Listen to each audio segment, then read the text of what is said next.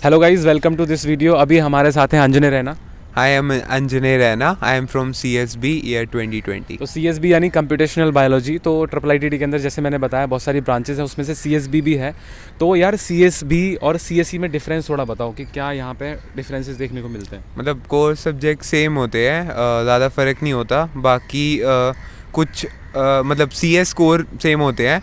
बाकी कुछ कोर होंगे बायो के जो तुम्हें मैंडेटरी करने होते हैं। बाकी कंप्यूटर साइंस के कोर्स सेम ही होते हैं, सबको ही करने होते हैं। ऐसा वो नहीं होता कि मतलब बायो को नहीं कराएंगे और CSE को कराएंगे, ऐसे कोई अलग नहीं होते।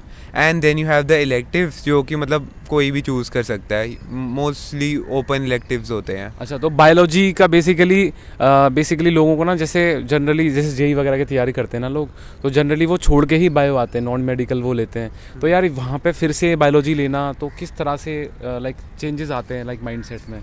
मतलब काफ़ी जैसे आपने क्लासमेट के देखा होगा, क्या classmate like are they happy with biology और like they are struggling with it? किस तरह का एक्सपीरियंस रहा है हाँ, आई थिंक सारे ही खुशी होते हैं, इतना वर्कलोड होता नहीं है। बाकी हमारे प्रोफेसर्स भी बहुत ज़्यादा अच्छे हैं, मतलब पढ़ाने में तो एटलीस्ट अभी तक तो मुझे बहुत अच्छे लगे। अच्छा। कोर्स करिकुलम भी मेरे को सही लगा, मतलब इतना कुछ ऐसा जैसे सेकेंड सेम में हमें एकदम बेसिक्स कराए थे बायो के। अच्छा। एंड देन अब सेकेंड ईयर में थोड़ा सा एडवांस वर्जन चालू हुआ है। बाकी मतलब केमिस्ट्री इन एवरीडे लाइफ जैसे आपने पढ़ा होगा जेई के लिए, तो अभी एक CBB कोर्स है, तो उसमें वही करा रहे हैं बहुत ज़्यादा तक अभी तक। बाकी अच्छा। बाकी कोर्स है GMB, उसमें भी मतलब 9-10 जो बायो पढ़ी थी उसका ही थोड़ा सा एक्सटेंडेड वर्जन करा रहे हैं। अच्छा, तो बेसिकली अब आती है कि यार जैसे जब CSB पढ़ते हो तो कंप्यूटर साइंस से आप कितना टच में रहते हो? लाइक कोडिंग वगैरह आप सीखते हो या कोडिंग वगैरह सब भूल जाते हो, बायोलॉजी में ही लग जाते हो? ऑपरेशन वगैरह तो नहीं करते यहाँ पे? नहीं बायो का तो बहुत कम पार्ट होता है, मतलब मैं तो यूजुअली कोडिंग ही करता हूँ। अच्छा, तो कोडिंग वगैरह पे एम्फेसिस किया जाता है, लाइक दे एम्फेसिस कि आप कोडिंग भी करो यहाँ पे, like the academics forces you, और बेसिकली इस तरह से डिज़ाइन है कि आप कोडिंग को इग्नोर नहीं कर सकते, राइट? हाँ, मतलब ऑब्वियसली ये IT कॉलेज है ना, तो कुछ भी करो कोडिंग करनी पड़ेगी। EC में भी बैठ जाओ तो कोडिंग करनी पड़ेगी आपको। अच्छा, तो कोडिंग से आप दूर नहीं जाते, आप बायोलॉजी पढ़ते हैं ज़रूर, बट कोडिंग से आप दूर नहीं जाते। तो अपॉर्चुनिटीज़ में किस तरह से डिफरेंस आता है? लाइक बायोलॉजी के लिए अलग कंपनीज आती हैं या आप भी अलाउड होते हो CSE कंपनीज में बैठने के लिए? मतलब हाँ, major companies I think allow करती हैं। बाकी मतलब जितना मैंने सीनियर से सुना है सारी कंपनीज अलाउ कर दी हैं, थोड़े छोटे स्टार्टअप्स नहीं करते।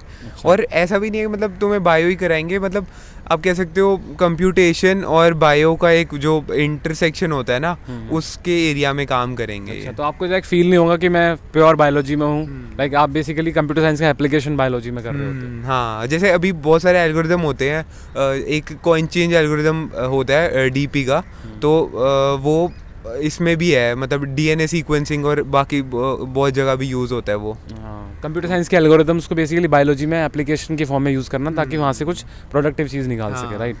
तो एक क्वेश्चन और कि यार जैसे कॉम्पिटिटिव प्रोग्रामिंग आजकल ना बहुत चल रही है, लाइक लोग प्रेफर करते हैं कि कॉम्पिटिटिव प्रोग्रामिंग, तो यार वो सब करने के लिए ना बहुत टाइम चाहिए होता है। तो क्या तुम कर पाते हो कॉम्पिटिटिव प्रोग्रामिंग?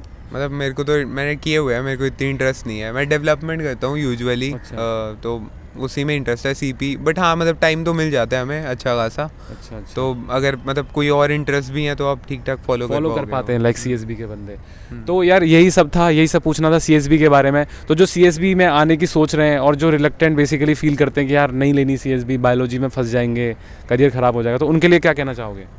मतलब ऐसा है कि इंटरेस्ट है तो ले लो, बाकी नहीं भी है तो ठीक है, इतना कुछ बहुत ज़्यादा आता नहीं है, मतलब इतना ज़्यादा तुम्हें वर्कलोड नहीं होगा और फ्री टाइम भी मिल जाएगा अगर कुछ और करना हो। अच्छा, तो थैंक यू रैना भाई, thank you so much for your time. Hi, मेरा नाम है राहुल। हाँ, तो बेसिकली राहुल की ब्रांच CSB, तो थोड़ा यार CSB ब्रांच के बारे में बताओ। तो CSB में कंप्यूटर के साथ साथ बायो के सब्जेक्ट भी हैं 2, जिसमें मेरा बिल्कुल भी इंटरेस्ट नहीं है। लेकिन हमें साथ साथ कंप्यूटर के साथ साथ बायो भी पढ़नी पड़ती है, क्योंकि इसमें जेनेटिक्स को कंप्यूटर से रिलेट कर रहे हैं। अच्छा। इस तरह से तो यार मैंने अभी भाई से थोड़ी देर पहले बात करी थी, और भाई का जो इंटरेस्ट है, भाई का जो टेक्नोलॉजीज़ के अंदर जो इंटरेस्ट है, वो मुझे इतना अच्छा लगा कि मुझे लगा ही नहीं कि भाई के पास बायोलॉजी वगैरह की सब्जेक्ट्स हैं। मुझे लगा कि भाई कोर टेक्निकल बंदे से मैं बात कर रहा हूँ। तो यही फ़ायदा है IIIT में पढ़ने का कि आपको टेक्निकली बहुत ज़्यादा स्ट्रॉन्ग कर दिया जाता है। हाँ, मतलब मैं IIIT दिल्ली 2 तरीके से आया था, क्योंकि मेरे घर के सामने ही NSIT है। तो NSIT में एक चीज़ है कि मेरा पहले से मन था कि मेरा घर से प्रॉब्लम होते, घर पे पढ़ाई नहीं कर पाता बेसिकली। तो NSIT में मुझे हॉस्टल्स नहीं मिल रहे थे, NSIT में भी मुझे कंप्यूटर के ब्रांच नहीं मिले थे, और पहले से मेरा मन था कि मुझे कंप्यूटर के कोर ब्रांच ही चाहिए।